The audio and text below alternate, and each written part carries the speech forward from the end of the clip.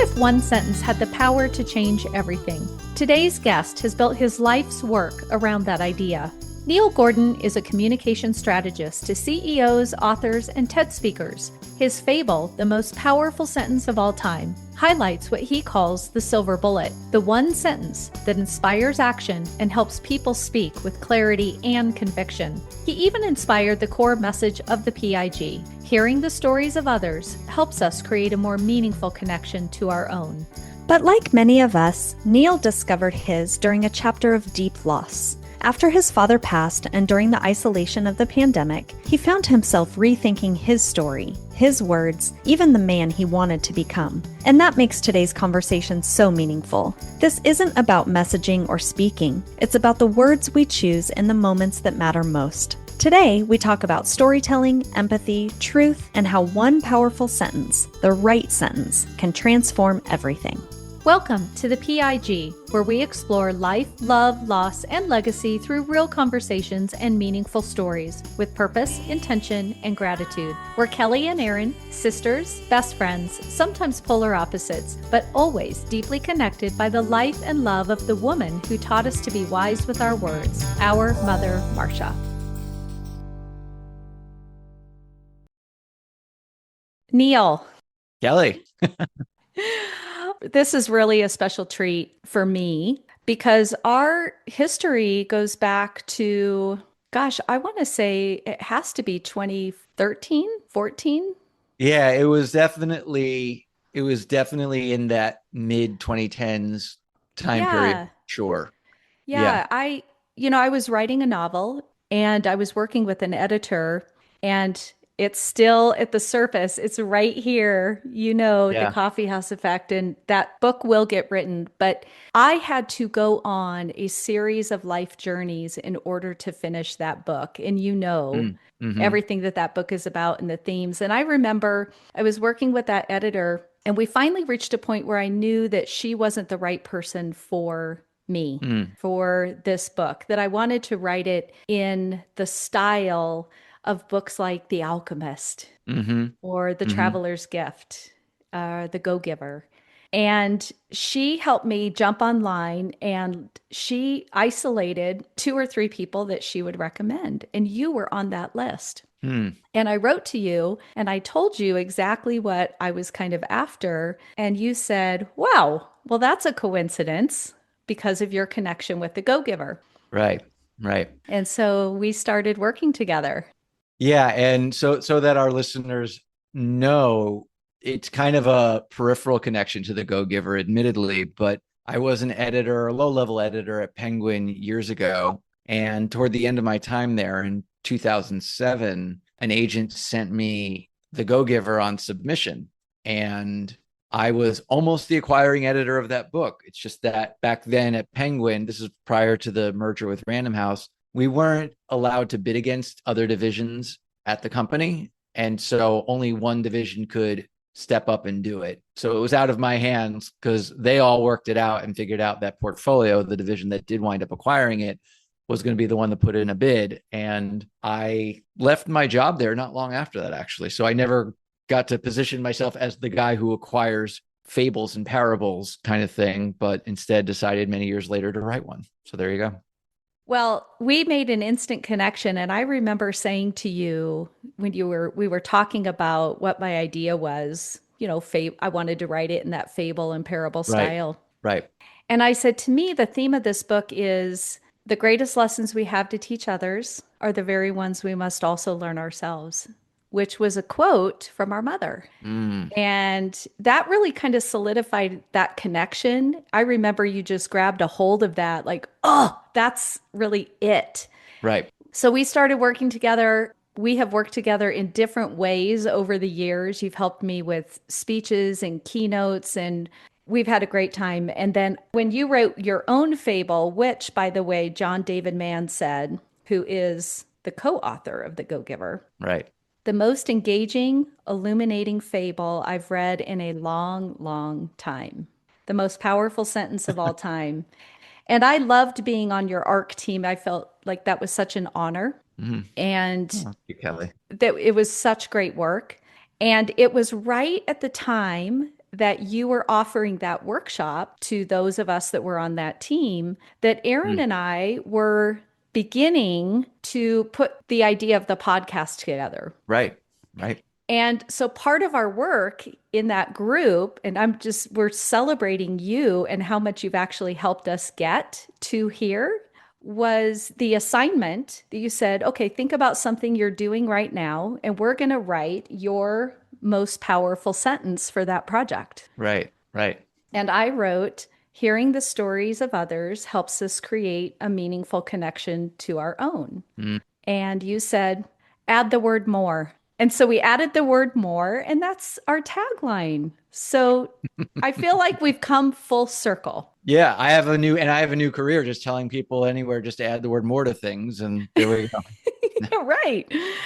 So, anyhow, I just wanted to open with just recognizing that, celebrating you. I have an enormous amount of gratitude in my heart for all the work that we've done over the past decade. And I know there's more to come in the future. So, thank you for being here today with us and sharing your life journey and your story, which ultimately ended up becoming this beautiful little fable that I hope everybody goes out and buys and purchases because it's so impactful Mm. to be able to develop a sentence like a mission statement Mm. that really just kind of defines your life, but also helps you be more persuasive in your communications with others, both personally and professionally. So I'm really looking forward to this conversation today.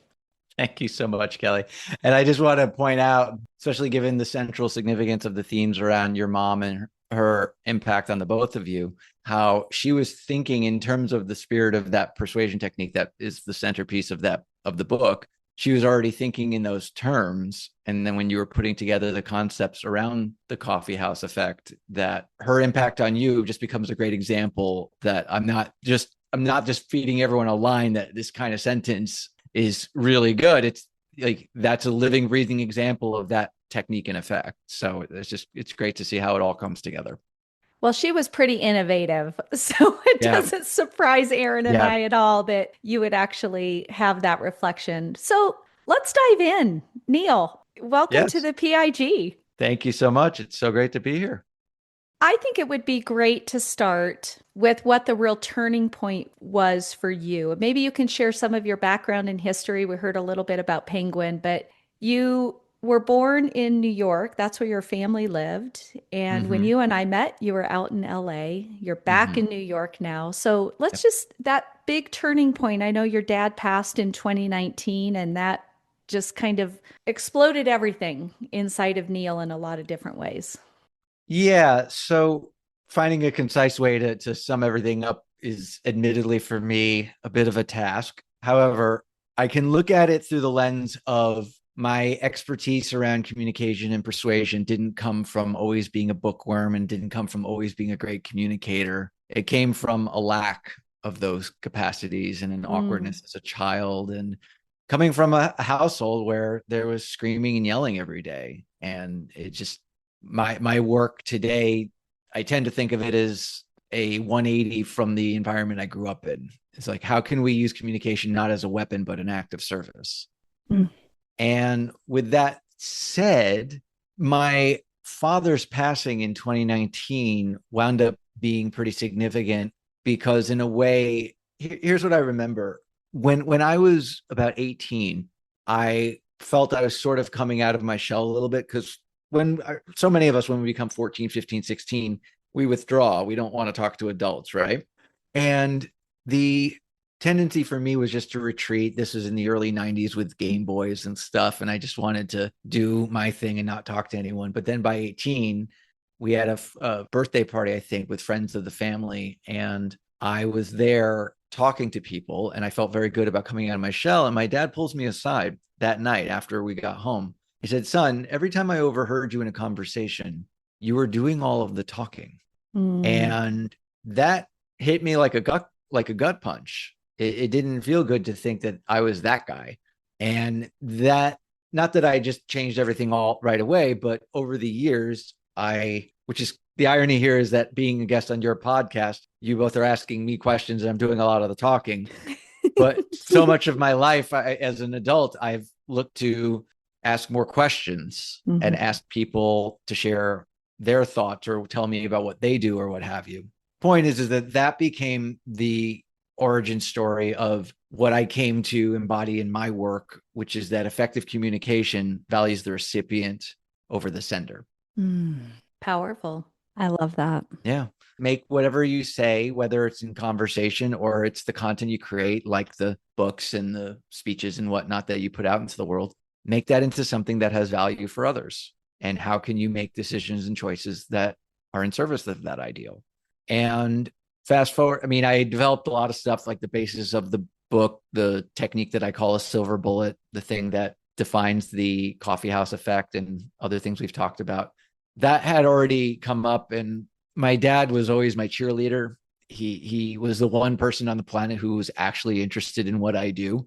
The only time someone's ever interested in what I do is when I would talk to my dad about it or when I'm on a podcast. So maybe that's why I make podcast appearances. People are so lovely. They're asking me questions and stuff about my job. And I'm like, well, cool. I'll take it. Anyway, my point is that losing him was significant on many levels, but not only did I lose my cheerleader, it happened at a time when in late 2019, I had a lot of momentum. Mm-hmm. It was a different time advertising through the Meta platform, and people were a lot less averse to taking risks and stuff. And then the pandemic happened, and that really shattered a lot. Plus, I was doing stuff around public speaking, and there was just wild uncertainty in the public speaking world, as I'm sure you both remember. And so, with that said, I kind of swept a lot of my grief under the rug because I had so much to do going into 2020. And then a couple of months later, when that all fell apart and I was by myself in this apartment in LA, I just spent the next 6 months crying my eyes out, frankly. Sometimes like 3 or 4 episodes in a week, sometimes 3 or 4 episodes in a day. And it was just a lot of purging. But this is significant because in the years leading up to that, I wasn't crying almost at all. I cried a lot as a kid, as a little kid. That little kid in first grade who cried all the time, that was me. Right. Oh, that was you too, Kelly. Oh, yes. I was the elementary school crybaby. That There was you go. literally my nickname. Oh, it was actually your I nickname. was, Yeah. yeah, I was well known at Appleton Elementary School as the Oh, school crybaby. I've always worn my emotions on my sleeve. yeah. Well, in a way, I'm kind of envious that you said always, because that wasn't the case. I shut that down when I was about 12 or 13. It just became too humiliating. Mm-hmm. And it took until my early 40s to start finding it again. I'm still working on it, but I'm much more fluid of a crier now than I was even 10 years ago. With all that said, losing my father became a really powerful catalyst for reintegrating that part Mm-hmm. of myself. And it's concurrent with a lot of healing, a lot of therapy, and some ketamine assisted body work. It's like I've been going all in on finding this stuff. But Yeah. yeah, so there's no doubt that in the themes of loss and legacy, as you talk about on this podcast, that yeah, his impact on me was undeniably significant. What do you think really shut down that part of you that felt like you could express your emotions as a teenager? Was it being a boy? You know, Marcus and I talk about this a lot Mm, because, and we grew up farm kids, so I actually had some ramifications for crying as much as I did and wearing my emotions on my sleeves. You know, mm, pull yourself up by your bootstraps. I'll give you yeah. something to cry about. Was it that or was it something different? I can tell you the exact day it happened. Sixth grade, it was November, and I was just in a funky mood that day. And this was in the sixth grade. That was in an elementary school, not a middle school. We were the oldest year in the school, Mm-hmm. and we still went up to recess every Mm-hmm. day.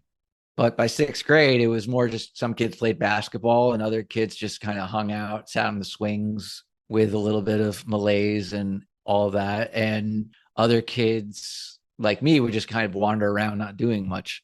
And that's how the kind of day I was. And I wasn't near my friends. And I said something about how my stomach was feeling bad and just kind of used that as an excuse to go off on my own. And then as we were returning to the building, there were these two kids named Mike, both of them named Mike, and a lot of Mikes that I grew up with. I, Aaron, you might have experienced that at that time period too, because I think we're about the same age. And it was just, yeah, it was kind of bizarre how everyone was named Mike. Well, Anyway, Aaron was going to be John Michael or Michael John, and our middle oh name's yeah. Michelle because she came out a girl. Yay! So All funny. right. And then there's actually people like there's women in like the South who are named Michael. Like it's Yeah. a it's a women's name in some parts of the country. Yeah. It's just funny to me. Anyway, so one of the two Mikes just came up to me at the end of recess and said, "Hey Neil, how's your stomach?" And he just kind of playfully jabbed me in the stomach, which kind of thinking about it, that kind of was a dick move. But Yeah. anyway, I don't know why, but it was just the exact not the wrong kind of attention that I wanted at that point. And for whatever reason, I just started crying. I Mm. don't know to this day, I don't know why that was my reaction.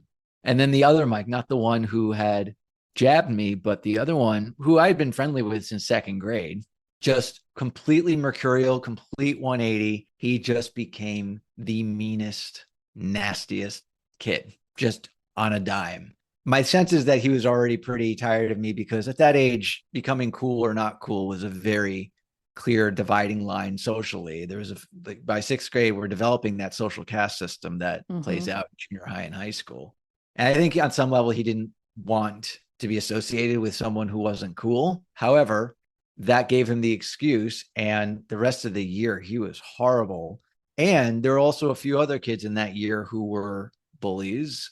And I didn't understand that it wasn't safe to be around those kids. Like I was still, I don't know if you both remember this, but first, second, third grade, you were friends with whoever. You were just friends with the kids around you. It didn't matter how you showed up. And all of a sudden it mattered. And it took me months to realize that I wasn't supposed to be around them. And so, there was one of the kids, he was bigger. He just kind of picked, I was a little kid. He just kind of picked me up and threw me on the ground and stuff. It was terrible. Mm. The larger point there, because we all have our bullying stories, is that crying wasn't safe anymore. Hmm. It didn't end completely that day, but that was the beginning of the end. That was when it was very clear that feeling something was not okay. Hmm. Because sixth grade is arguably, sixth grade and seventh grade are in competition for the worst year of my life. And it wasn't anything other than kids are just jerks when they're 12. But that wasn't clear to me when I was 12 myself. Yeah, I think that that is the age that we start being aware of how others perceive us. Mm-hmm. I would venture to say that that's about the age when we start being able to recognize the judgment of Yes. others. Yeah. That's a And tough today, place. yeah, it's a tough place. And think about what the kids go through now. If they have smartphones, they are exposed Oh, not just to the few kids in their class, but everyone everywhere. yeah. I think about that all the time. Can you Yeah. imagine? I mean, I'm Yeah. so grateful for a lot of reasons that there was not social media Yeah. when we grew up, but now thinking about all these things that we're talking about, right? Even as simple as that, the bullying, the judgment, and all of that, what these kids face now with the Yeah. introduction of technology Yeah. and fueling that it's frightening, quite honestly. It really is. And it really doesn't seem like there's a very deliberate set of solutions being put out there to somehow steer this away and whatnot. It's funny. I have this solution that I've just come up with in how I handle trolls because I post on social media and I up until recently I didn't do it very consistently, but in July I just decided I'm just going to do this every day. I'm going to do TikTok and YouTube and Instagram and Facebook and LinkedIn. Thank you, LinkedIn, for getting me 19 whole impressions on the videos that TikTok gives me 50,000, but I digress. With that said, people are absolutely committed to being mean and they're being trolls. Hmm. And all I ever really knew to do before was ignore them and maybe even hide them if the platform allowed me to do that. But I realized recently I had a wonderful solution, or what I deem to be wonderful, is when someone says something really mean and trolls my content, I thank them for boosting the algorithm, because interacting on with comments is actually good for the algorithm. So, and I remember most of them just ignore it. They don't respond again because they don't know how to even process such a positive response to their mean spiritedness. But this one guy just wrote me and said something like, he's like, I am going to actively tell people not to subscribe to this channel. Right. I'm just giving public speaking tips. There's nothing wrong with what I'm doing, but he was that committed. And I said, oh, thank you so much. Your comment is really going to help the algorithm. And then he wrote back, no prob, small fry. Like, he was that committed to being mean, even when I was clearly not going to be affected by it. And it just gives us a profound demonstration of what lengths people will go through to be mean for the sake of itself. Yeah. And, for me, that comes from such a place of internal hurt. I was thinking as you two were sharing your dialogue that at 12 and 13, that junior high, middle school age, because we were all part of that shift, right? From Yeah. junior high to middle school, being the oldest kids to the youngest kids in the school, is such a time of identity, becoming your own authentic self. And I think that has been so disrupted. Mm-hmm. Yeah. Which is really sad by a lot of factors, but especially by social media, to the point where I see adults questioning who they are, their own identity, what value they bring to the world, simply because social media or the trolls and the mean people have a place to go and beat people up for no reason. That is their playground. Yeah. Yeah. Yeah. And there's like, we had playground monitors, Right. who I got this one of that same year. This one of the bullies just started a fight with me. It was the only time I ever got anything close to a fight. It wasn't much of a fight. And they put us on X's, and we had to stand on the X's for the rest of the recess for fighting.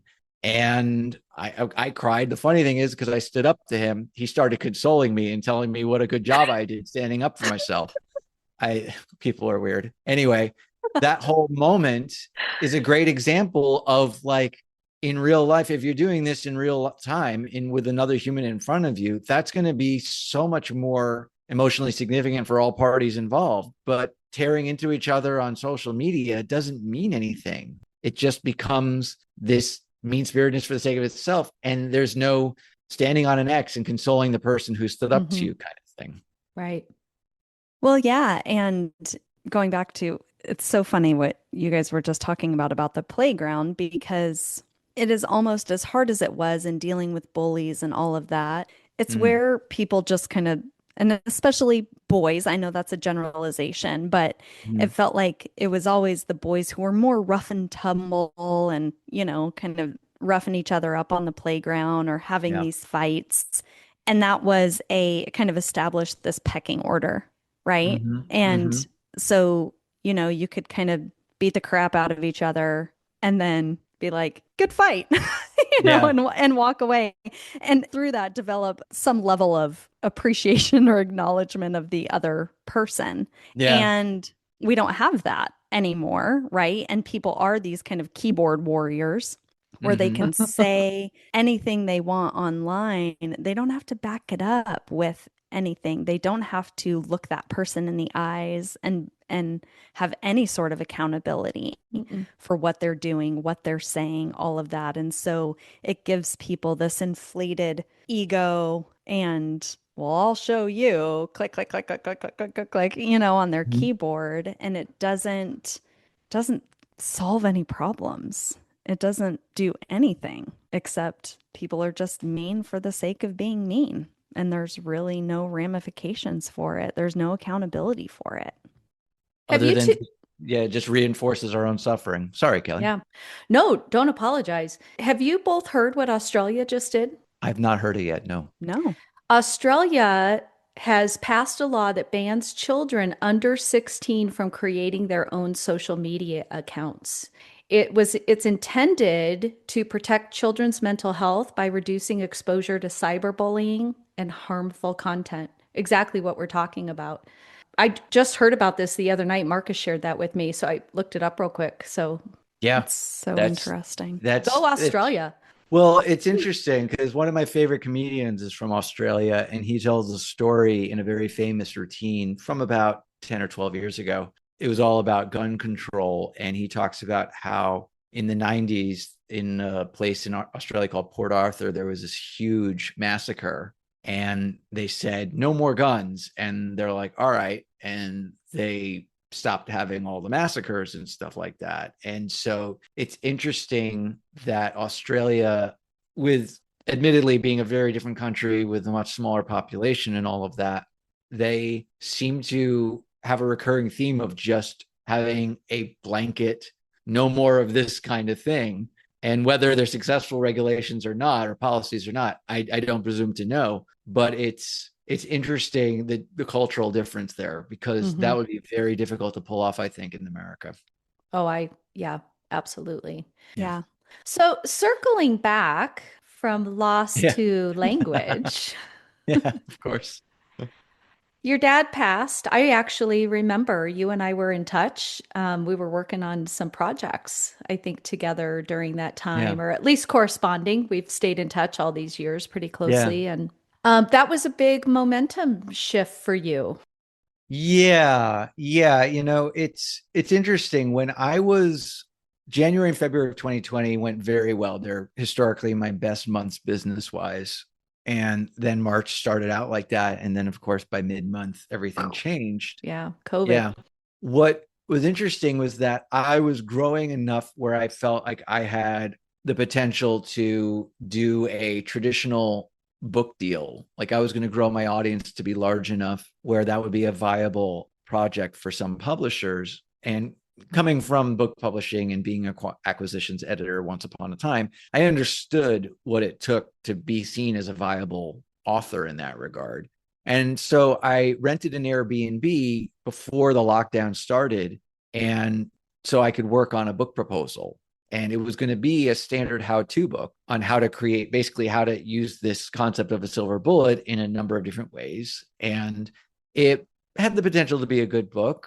I mean, I am a book collaborator as part of my trade. So I was going to ensure that it was high quality. And I remember the Airbnb booking was for right after lockdown started. So I remember never seeing the hosts, and the whole thing felt weird and unsafe because this was after we were supposed to be social distancing and sheltering in place and all that. But I still created it. But then I came back and I was like, I don't think this is going to fly anymore, kind of thing. Because I was just trying to figure out how to keep moving forward in other ways. So I put that project aside. And I'm pretty sure that had what I described to you both earlier about taking the space to grieve and process everything and start doing some deeper healing, had that not happened, I probably wouldn't have chosen to create a fable.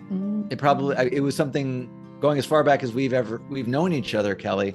I think that was on my mind as well in some way, in using the act of fiction to teach something. Because I had loved The Go-Giver, I had loved The Alchemist, all of those other books. And I'm pretty sure that if I had just continued on the path that I was on in 2020, as much as it was nice to have all that momentum, it would have been certainly a less meaningful expression of the work. And so that winds up being, to me, what was professionally most significant about that time.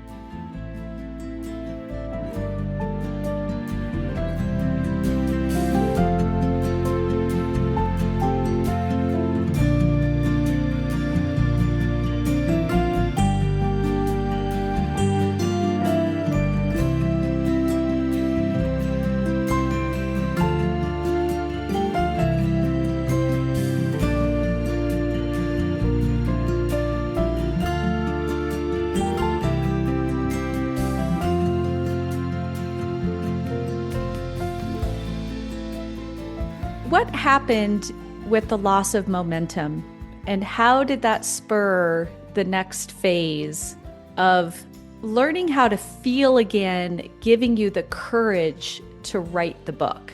And you made a big move during this time too, didn't you? Is this when you made the move back to New York? Yeah, early 21. Yeah. So we were still technically in lockdown by that point, before the world started opening up again. And in 21, what's interesting is I started writing a parable in the spirit of this whole thing that was, I don't know if it ever would have had potential, but I remember working on the notes for that for a good 7 or 8 months. And then I was going to go on this entrepreneurial trip in early November of 21. And then I got COVID Mm. and I couldn't go. But I was mostly feeling my symptoms were basically resolved by the time the trip happened. And I had blocked out 2 weeks from my schedule to go on this trip. And then I wrote a draft in 4 days. I thought it was going to take me 2 weeks just to get halfway through a draft, but it turned out I just needed 4 days to write the whole thing. And then I put it aside. And then I did a day-long therapy session the following January, like 2 months later.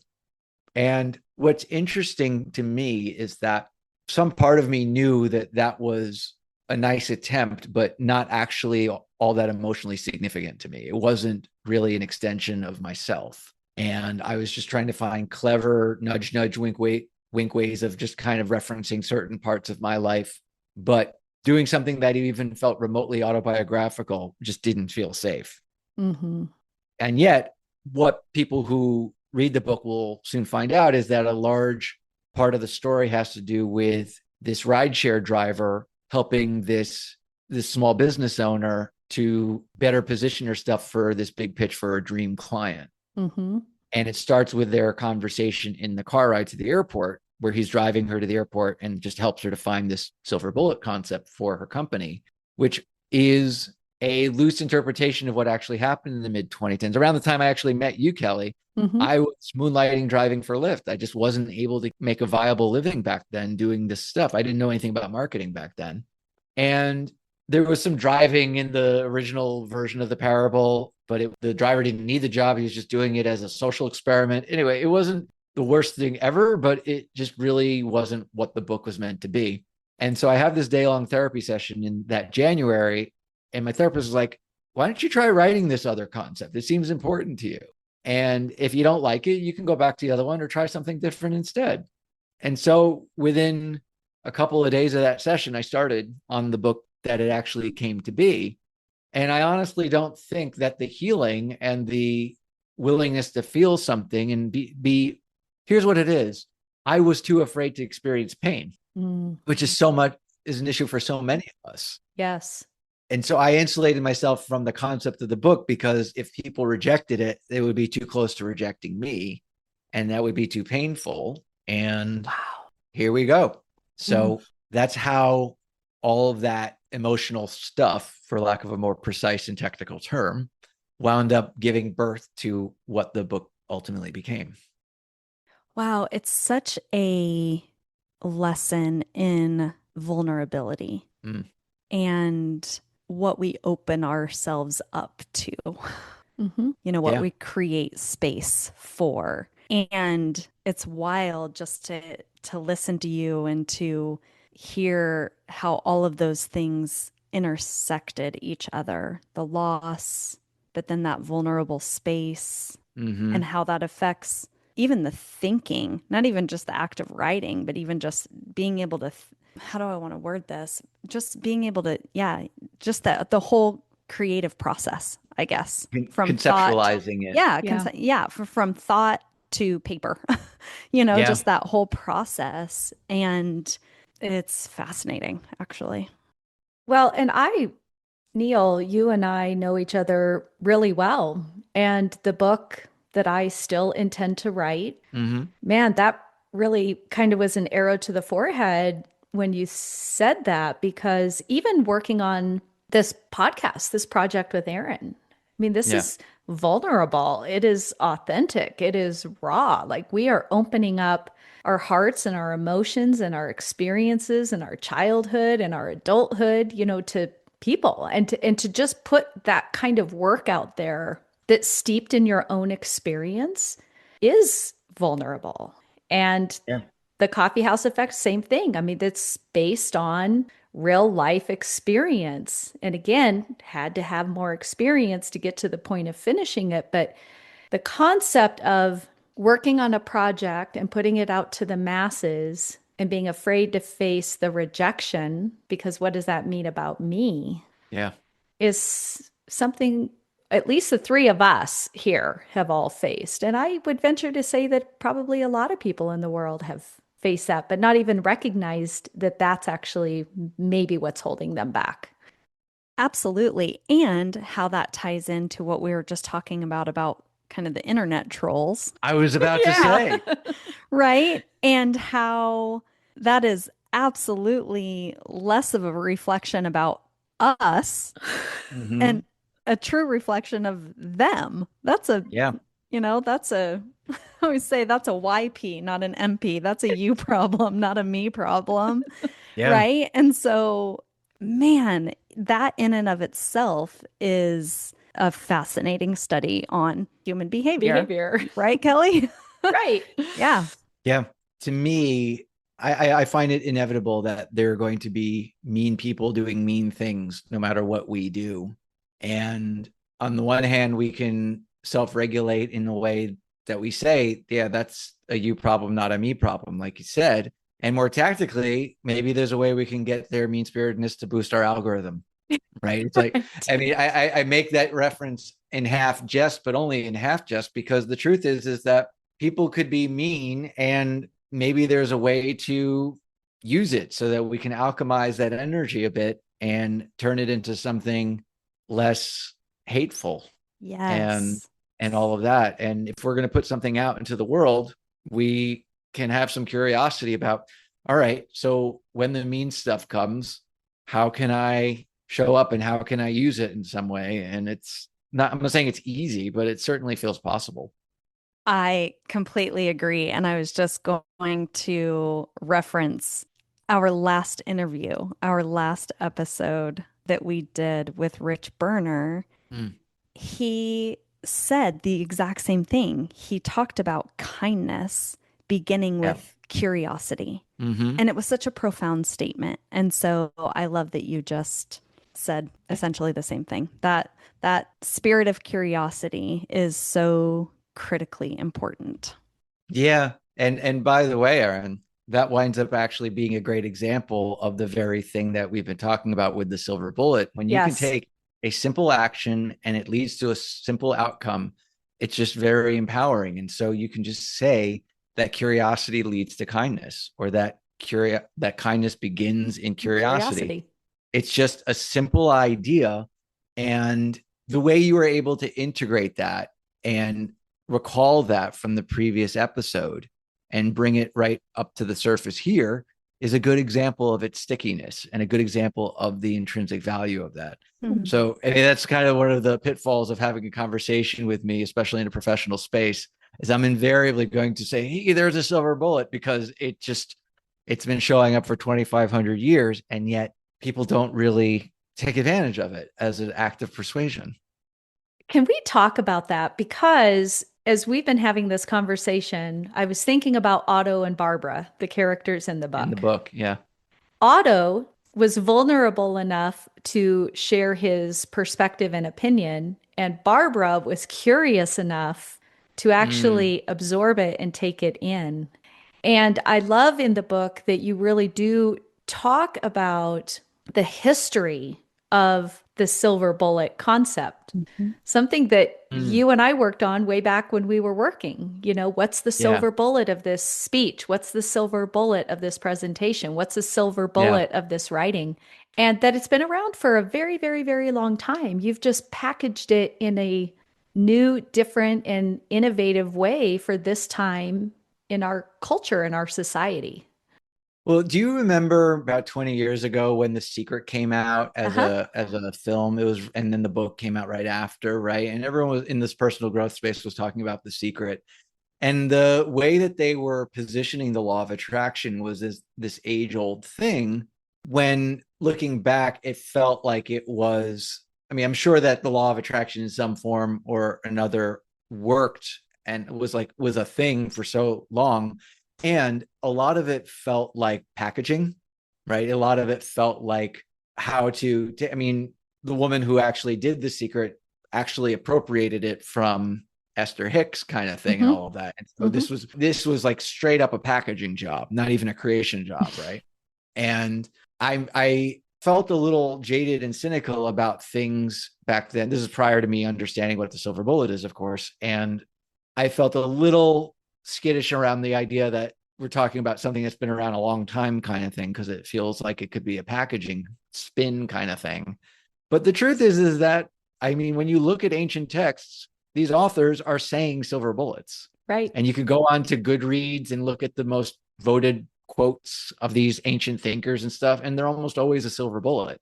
So it's just kind of funny that it really is this thing that's been around for thousands of years. And it's just a matter of a more conscientious communicator drawing on that and using it to be more persuasive in their work. Which kind of goes back to the comment that you made when we were opening the show. And I shared the greatest lessons we have to teach others are the very ones we must also learn ourselves. And our mother in the Right. 80s and 90s kind of capturing language in Yeah. that way. And when I think Yeah. back about a lot of the things that we were taught as kids, they were packaged kind of like a Yeah. silver bullet. One of them was Yeah. capiche. Right? A one word Yeah. silver bullet. Yeah, there you go. There you go. Yeah, I've only ever gotten down to two words as a small silver bullet that I've ever conceived of, which was that scarcity sells. Mm. Right. And so I've done a number of 3-word silver bullets over the years, but that one just recently, I was like, wait a minute, that only needs 2 words. So some famous phrases that utilize this technique are happy wife, happy life, right? Which is the rhyme, of course, makes it very sticky, but it's also if you want a happy life, then you make your wife happy kind of thing. And that's the same cause and effect kind of thing. And fortune favors the bold is another one that we've heard over the years. And so these are things that are being used. It's just most of the time people don't realize that it's a very predictable format and outcome that comes from using the technique. We're kind of running the gamut here, though. We're talking about getting vulnerable about loss and also getting very precise and technical about what makes a silver bullet what it is. Kind of funny. I'm not surprised. I knew that we were just going to be all in the All over the sandbox place. together. Yeah. We're Yeah. on the playground playing in the sandbox. That's This is right. how conversations go. And we never want to cut any story short, right? Because every Yeah. story has such meaning and impact. What do you want to share about the book, the fable, the characters, the silver bullet? Because we I want we appreciate. want Yeah. people to get the book because Yeah. we don't want to give it all away, but it Sure. is very powerful. Well, I appreciate you saying that, Kelly. And the thing that I guess I admit that I would love to talk about more is the fact that Otto, the silver bullet guy in the story, is starting off driving Hmm. and is struggling in his life to make ends meet and all of that, and is very dark feelings and whatnot. I find that felt like a big deal to be willing to put that out there, because when I've had clients who've just started working with me and then they read the book after they started working with me and it's like, oh, I guess you're Otto. And I said, well, I certainly inspired certain details in his life, but we are different and we don't share all the same biographical details, et cetera, et cetera. But we do have this rideshare driving to make ends meet thing in common. And I guess what I wish I could be asked about more is just finding the very nuanced ways to draw on my life without making it my life, because that wound up being something that, here's the thing, it wound up being a great way to conceive of the story. But what I really liked in later drafts, and the reason why he stayed a driver, is that the silver bullet's power is in that it empowers without context. You don't need to hear anything else in order to hear it. And so when we look at your mother's concept, and I'm not going to get the exact wording right, but the idea being that the lessons we could you say it again for me, Kelly? Sorry. Could you, just so Yeah, that everyone knows what we're talking about? the greatest lessons we have to teach others are the very ones we must also learn ourselves. Yes. Okay, great. People don't need to hear more than that in order to do something with it. Hmm. Right. And so the thing that I really wish more people would ask me about, and which is why I'm so appreciative of the open-ended nature of your question, Kelly, is that I realized in a later draft that he needed to be a person of low status. Mm.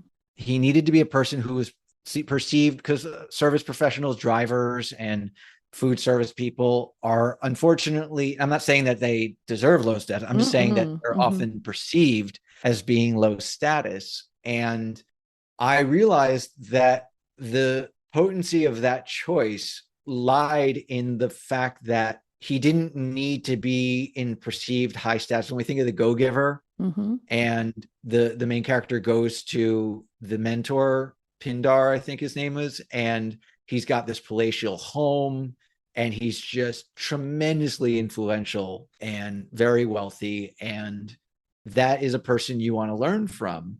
Whereas in this story, the mentor is in this low status position, and the reason why his work is credible, and the reason why she decides to get his help is because of the intrinsic nature of the technique itself. If he was a high status person providing it, it would have distracted from the intrinsic power and potency of the technique, because he Beautiful. gives her a silver bullet in that conversation to the airport, and she just has this mind-blowing epiphany around all of her life's work. And by the way, not in any way an exaggeration of what happened. I actually helped this commercial photographer once. I drove him 20 minutes and we found his silver bullet for his photography work. And he was really grumpy. And I remember, like, the comments you get in the app the next day are anonymous, but I knew what he wrote. And he started the car ride really angry and pissed off about something. And then I just, for whatever reason, I didn't let him off the hook and I made him talk to me, which today I probably wouldn't do. But back then I didn't seem to know any better. And I made him talk to me about his work. And I helped him to find a silver bullet, that his way of creating the best images was through prompting authentic moments, like surprising them. Mm-hmm. He would surprise them, and that made them authentic. And so I don't remember the exact wording, but the idea was, by surprising your subject, you're going to get more authentic photos. And so that's what he did in his process. And he was just like, just his mind was blown. And he walked away from my car. Yeah, exactly. He walked away from my car and he looked back at me with this kind of like shaking his head, like, what the hell just happened, kind of thing. And it was so funny. And so, again, when somebody who's in this driving role can do something like that, and I promise you, I'm not trying to make myself sound cool, but or like that I'm hot stuff or whatever. It's not about that. It's about the technique itself, and how no matter who gives it to you, if it empowers you, it empowers you. If it gives you the epiphany, it gives you the epiphany. Yeah. So this is the thing that after the fact I realized, wait a minute, this is exactly who he needs to be, what he needs to be doing, I should say, because we need the low perceived status to elevate the status of the technique. Wow. Never been able to say that to anyone before, and I appreciate the open. And honestly, I didn't even remember to answer it when you first started to ask. When I started kind of rambling a bit, and I was like, "Oh, that's right. This is what I want to talk about." So I'm actually quite grateful. Thank you for that. Oh, you are welcome. And let's keep going with it. I Yeah. love how what you just described to me ties back so much to this podcast and the PIG, the Yeah. purpose, intention, and gratitude. I just heard all of that in that story because the purpose provides the clarity, the intention provides the connection, and the gratitude is the impact. And Yeah. that's what I just heard. So my heart's just kind of fluttering and I have goosebumps right now too. So Well, I appreciate that. Well, and the ripple effect of that is limitless. I mean, you mhm. have no Yeah. idea then what that photographer went out and did and how his business was impacted and grew and when he had that defining moment for himself, right? Right. When Right. something like that, like you said, it doesn't matter who it comes from, right? But when you have that moment of clarity and then Mm-hmm. you choose to step forward and actually do something with it, that's extraordinary.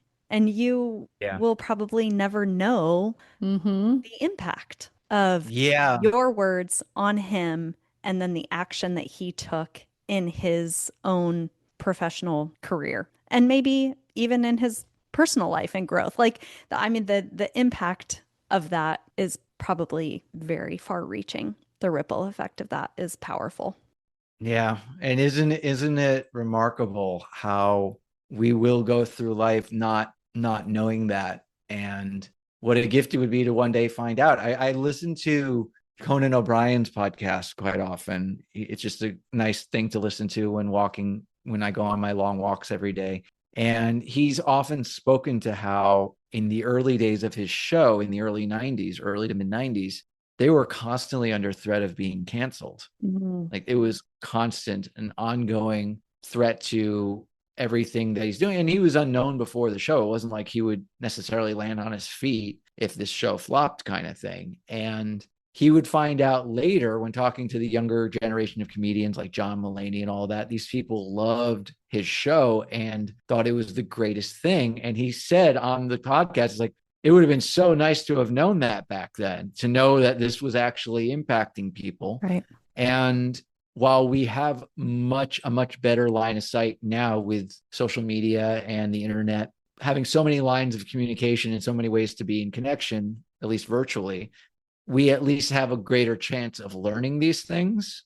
And yet there are so many things, to your point, Aaron, like there's such a ripple effect going on that we might not ever find out about. Mm-hmm. I think I there's, feel a little sad about that. Yeah, yeah, sorry.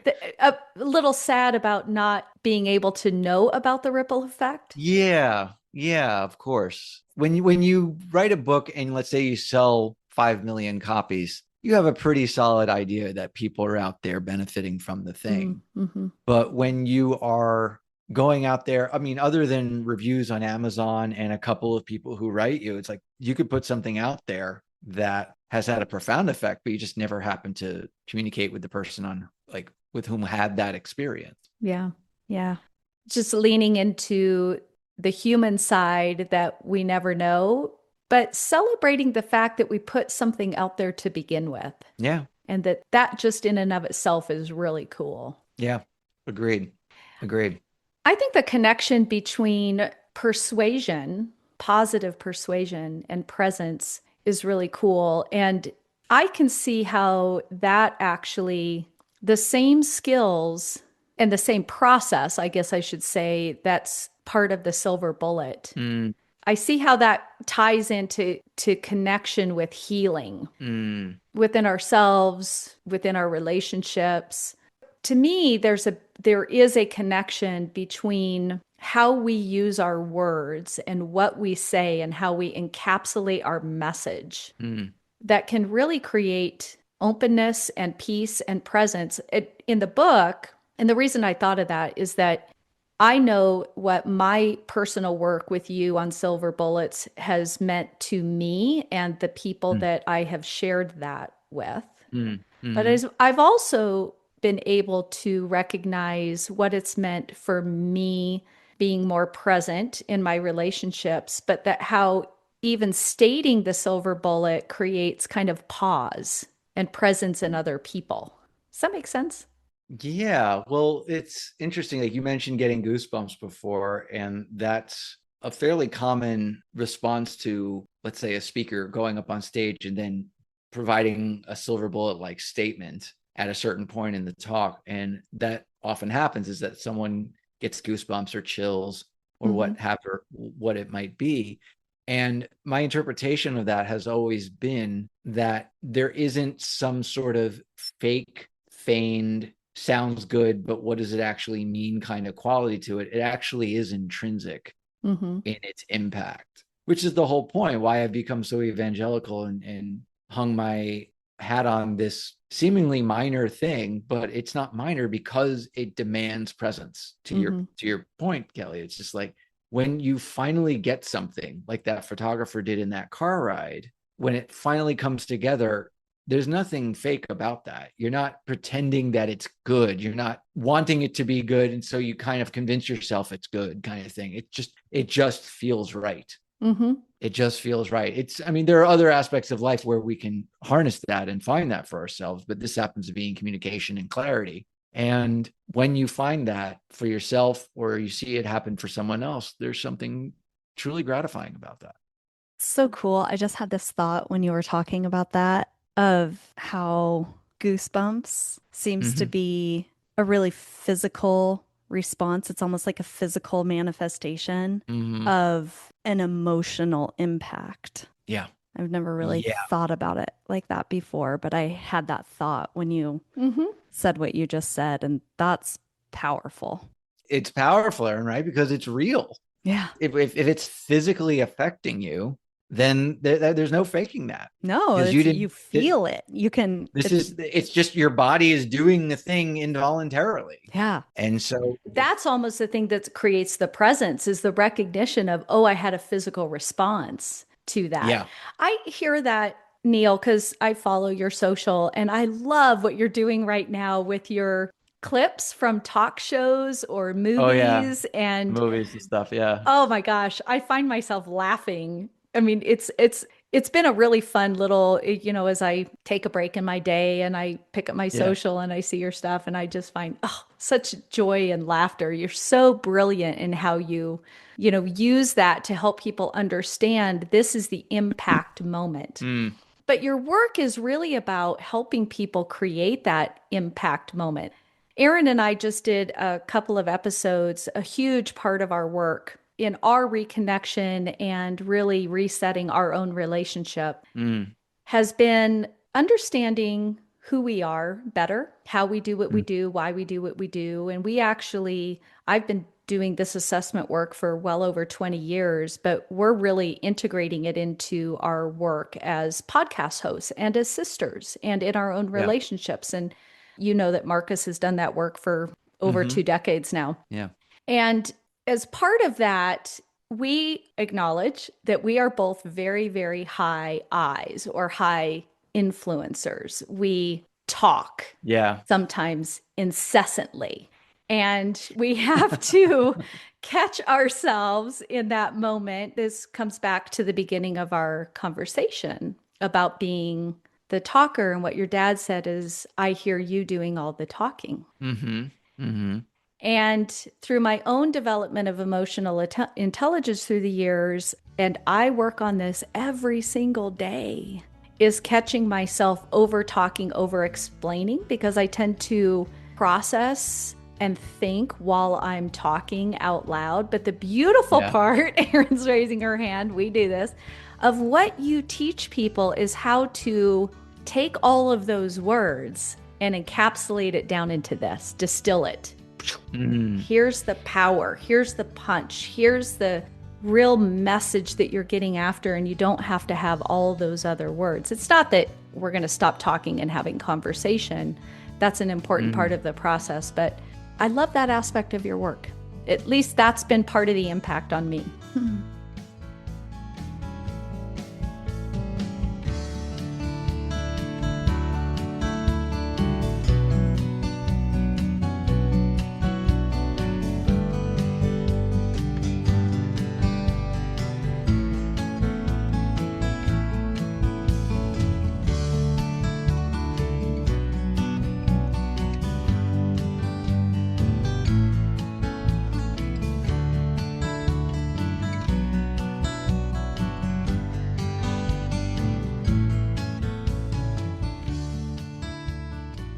And I appreciate that, Kelly.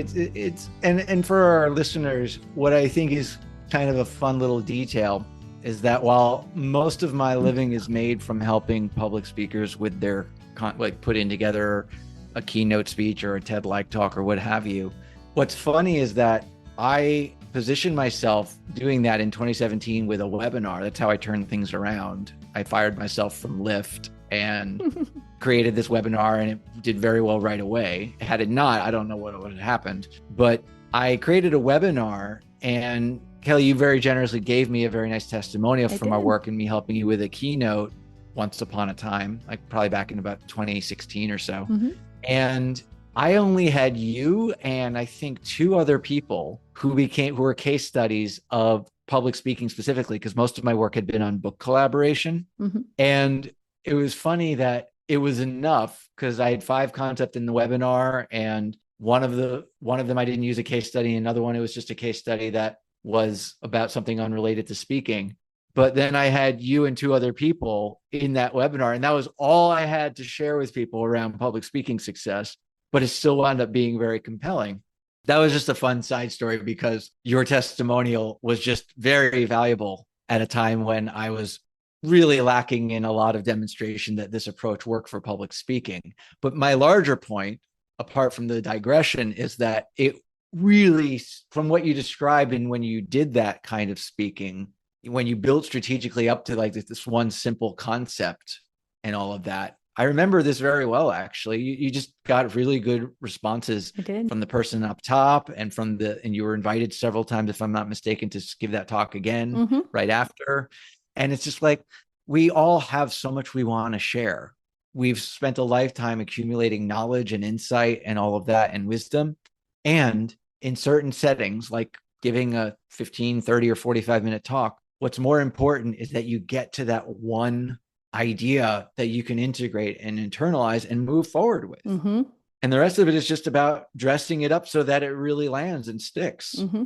And you were just wonderfully coachable about that. Mm. And it just became a great example of what's possible with this kind of work Well, and being persuasive in this way. well, thank you. I feel really honored to have had those experiences with you and that it made such an impact. For me, it was, anytime I would find myself in a public speaking situation, we spend so much time thanking people and Yeah. explaining who we are and giving our background, none of which needs to be said in those moments Right. because that winds up being all about you going back to something we talked about previously versus being what's landing for the listener, which also came up in Right. Rich Berner's episode, Aaron, right? Mm-hmm. As a producer and as a radio host and a storyteller, that's what's always at the top of his mind. And that is something very powerful that I learned from you was why are these people sitting in their seats and why should they be listening to you? What do you have Mm, to offer? And that's what comes first. yeah. The unfortunate thing that I see among so many well meaning people, and I emphasize well meaning here, is they skip a step and that they have all the stuff that they understand and know. And then they just provide it kind of like raw content, Mm-hmm. like raw material. And while some of it has the potential to land and all of that, what I find is that without putting it through the filter of what you just said, Kelly, like how can this ultimately be of value to these people? Without that, we see a lot of people missing an opportunity to really have an impact and to Mm-hmm. connect with the people that are there to help. And so by just looking at our content through the lens of how can this ultimately impact the people I'm sharing it with, it just makes a huge difference. And obviously there are principles and strategies that can really help make that happen. Like you just mentioned, like spending time asking how everyone's doing and talking about themselves and stuff. You were a great example of the power of just opening with a really powerful line, which I know to this day. I remember I this. do Like I too. remember, yeah, it said a longtime friend of mine didn't know what to do. Mm-hmm. Right. That's it. Right. And That it was was, it. and you just started with that line. And then all of a sudden people are like, oh, she started. I better pay attention. Yeah. Instead of, oh, how are you? And people are still doing their thing and they're just looking for their tissues or whatever. And so it's like you just went out there and you did the thing and people really responded well. And starting with that line paved the way and opened up that space for the delivery of the information that concluded with the silver bullet. Right. Right. At the end of the day, people are leading very busy, very harried lives. And if, let's say, you have a talk at a conference and you're one of 5 speakers they're going to hear from that day, and then you spend your 45 minutes doing 5 or 7 or 9 things that you teach them, then it just becomes 9 things on top of the 100 other things they're learning that day. And it all becomes noise. But if you do the one thing, if you teach one concept, you begin, oh, I really like that speaker who talked about the lessons we need to learn, kind of thing. Like that, Mm. that's how they've internalized it. Or for example, or whatever the silver bullet might be about. Another silver bullet that came out of our work together was clarity about who we are leads to authentic communication with others. Do you remember that one? Yeah. Yeah. That's good. Yeah. And I've used that in my work in health and wellness over the last easily 8 years. In fact, I just gave a training last week where I used that. You did. Yeah. That is so cool. That is so cool, Kelly. What a See, this is like the ripple effect that Aaron you just mentioned, right? It's like I had no idea that you were making stuff that we did 10 years ago actionable, like in this year. I Yeah. didn't know that until just now. That's amazing. For I, me, I it's yeah. so cool. And I'm sitting here listening and just watching both of your faces light up and I'm like nodding in agreement, all these things. But for me, there's a really strong thread woven into this, which ties back to something that Kelly and I talk about in almost every conversation and on this podcast for sure, which is legacy. Mm-hmm. And how so often people think of legacy, their legacy, as what they leave behind, but it's not. Your legacy is how you're living right now. And we talk a lot about the concept of living legacy. And for me, listening to all of this, there's such a beautiful tie in between these words that are written and spoken, these truths, and how the message of that becomes your legacy. Doing the work that the two of you have done and finding these silver bullets and these key phrases, and for you to even just discover that, Kelly's still using those key statements 10 years later, Yeah. you are getting a glimpse of some of that ripple effect, which is really cool.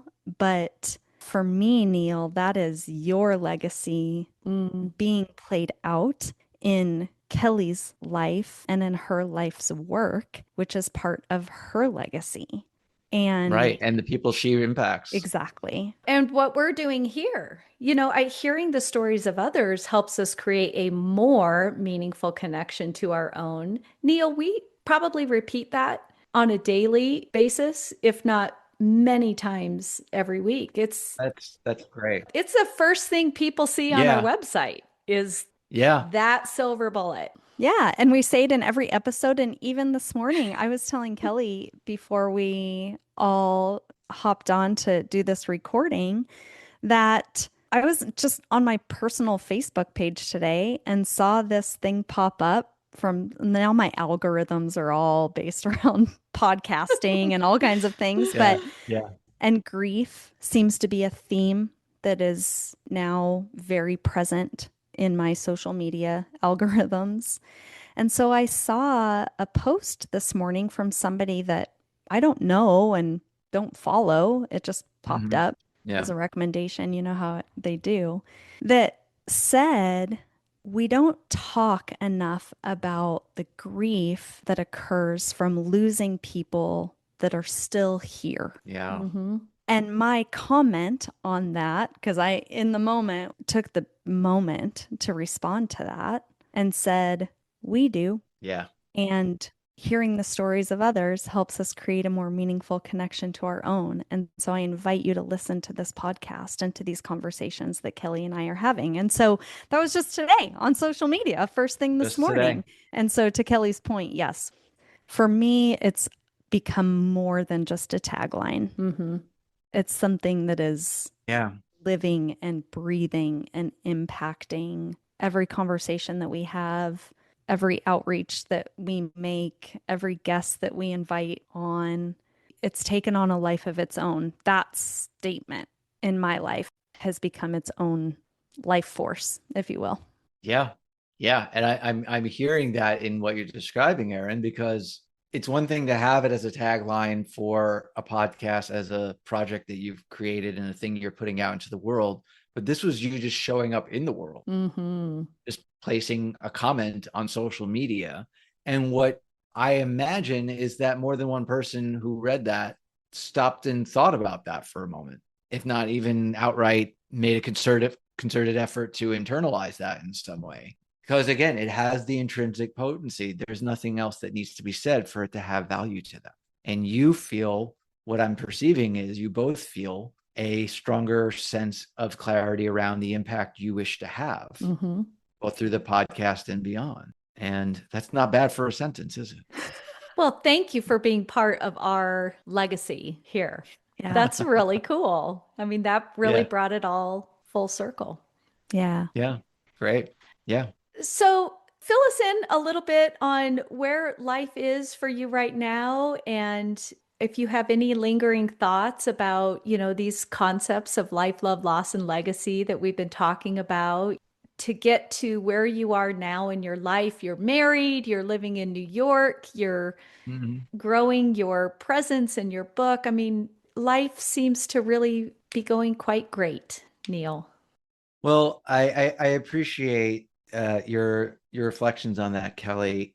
I'm reminded of when I was a very young man. I was about 24, and I was pretty angsty and pretty. I was I was transitioning out of being a theater person around 99, 2000, and in 2001 I was pretty lost. But I had really grown attached to a very short-lived show that was in like the 99 2000 television season. It was called Freaks and Geeks. Did either of you watch that show? Do you ever hear No, of I that? don't think I heard of that. No. Yeah. So this was a Judd Apatow production, and it was created by Paul Feig. Paul Oh, Feig would go on to direct a number of movies we've seen, like Bridesmaids and a bunch of other stuff with Melissa McCarthy and all. I think he did the female Ghostbusters too. Anyway, Paul created the show, and I had really grown attached to it. It was canceled much earlier than it should have been because it never had its day. And he was available online, like he had a publicly shared email address. So I was going through this kind of like, I don't know what to do with my own creativity kind of thing back then, and I had no direction and no focus. I certainly wasn't a communications person back then, and I wrote him this rather emo email about, is there any satisfaction after creating something of value? Because mm, that's what Freaks and Geeks was to me. And it took him a while, but he actually wrote back, and in a much longer email than I had written him, all about how to be a truly creative person is to always create. mm, And I took that to heart. So what I've been dealing with now is that I did put this book out, and that was a major life goal. But now it's come, and I'm out promoting it, and I'm doing what I can to get. I want to get this into as many hands as possible.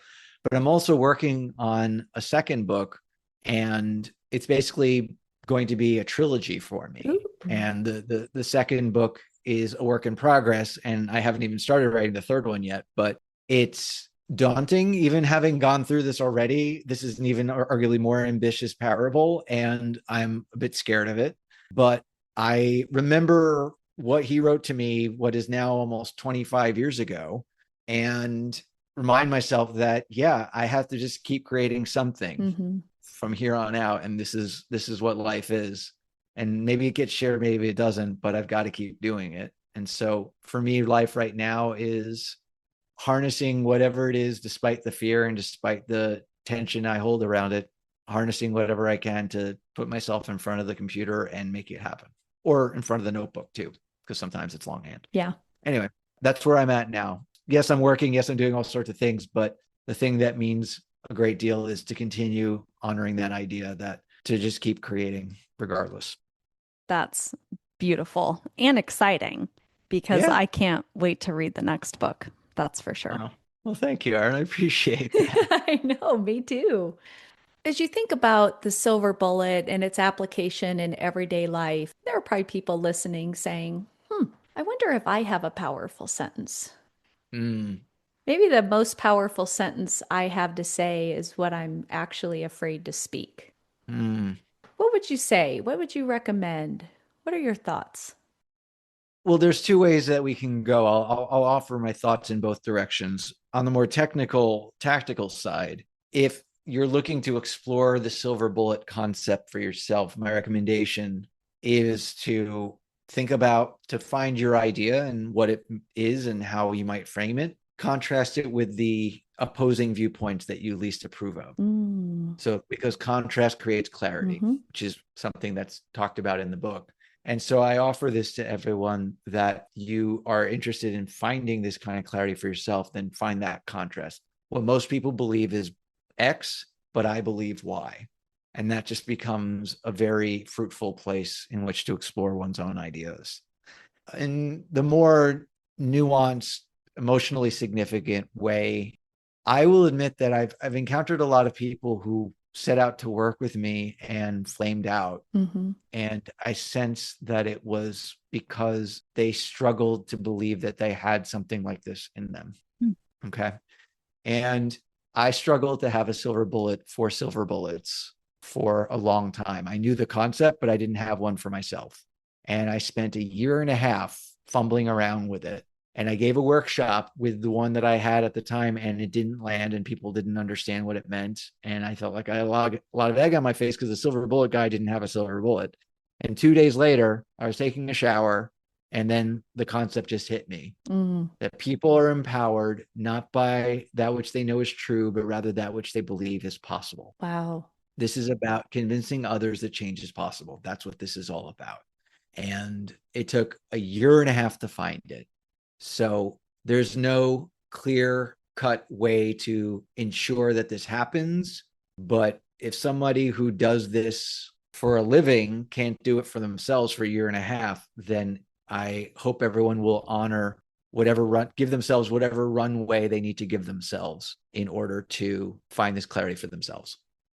That is really impactful and very beautifully and eloquently stated. When you talk about that, for somebody who is looking for their own silver bullet, does that equate to what you or what other people may consider to be their kind of personal mission statement? Are those one and the same, or is that different?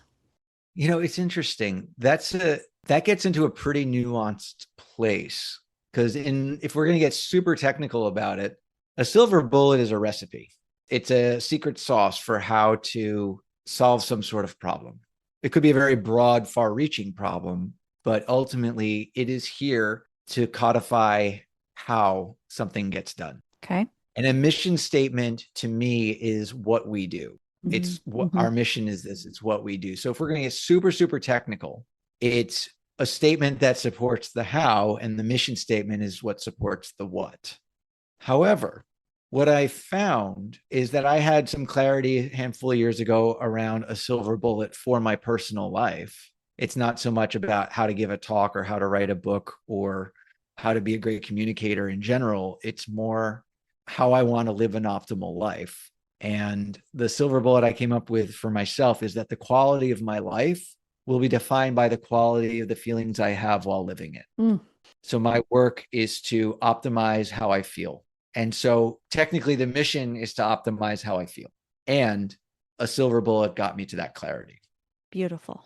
Thank you for that. Sure. And thank you for that insight into the difference between that. That's something that I would love to, Yeah, it's very subtle. Dive in personally for myself. Yeah. Right. Yeah. Yeah. Maybe we can do a collaboration project. Ooh. Yeah. Your personal silver bullet. There you go. There you go. What is your north star for how you show up in the world? Yeah. Yeah. I like that. Well, Neil, you are showing up in the world in really remarkable ways. And thank you for all the different ways you've shown up in my life personally and professionally. I really appreciate the work that we've done together. I appreciate the friendship and connection that we have built over the course of time. And it's a real honor to have you here and sharing time with us today. The honor feels mutual, and I very much appreciate the unique and meaningful way that you're utilizing this medium to affect the lives of others. It's great to see. Well, thank you for that. For me, it's really fun to listen to you talk about the power of words and how words can change the story completely. Yeah. And for us on this podcast, right, the PIG, for us, those words are purpose, intention, and gratitude. It is what drives everything that we do. And so I would love for you to share your PIG with us.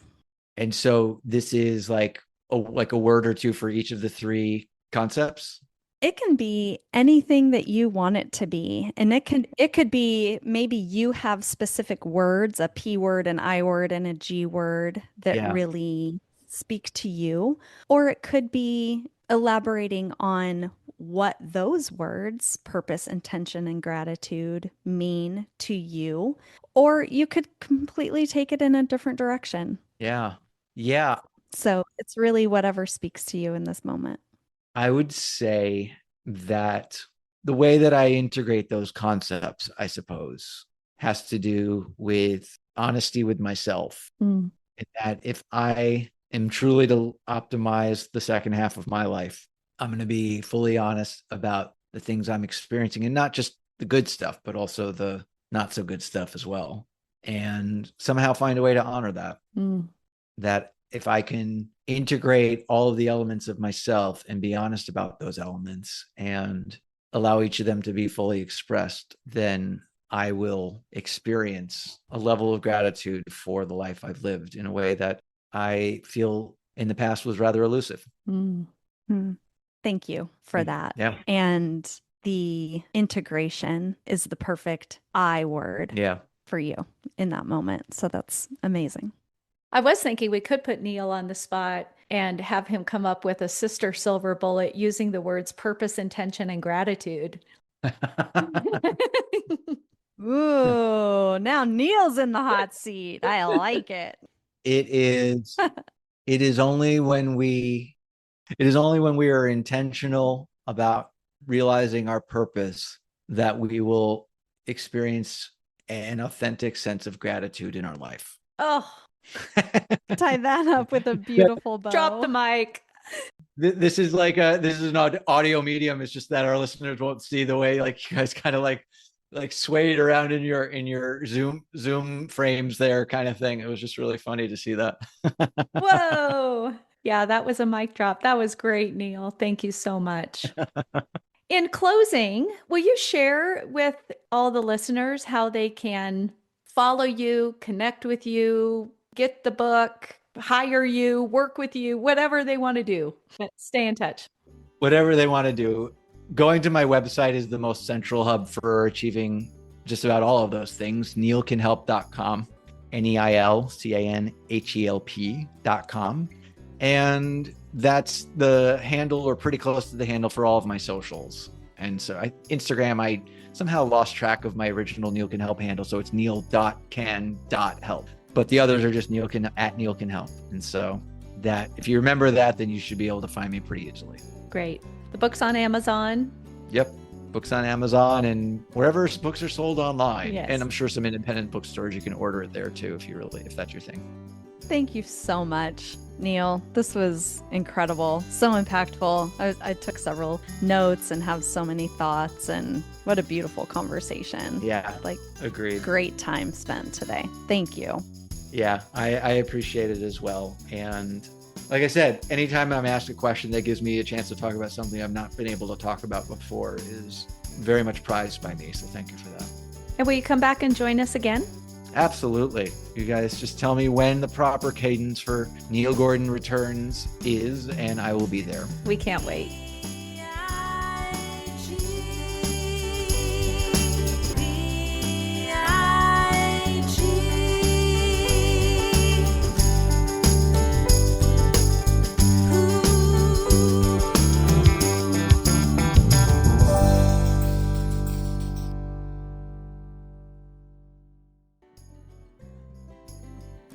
Hearing the stories of others helps us create a more meaningful connection to our own.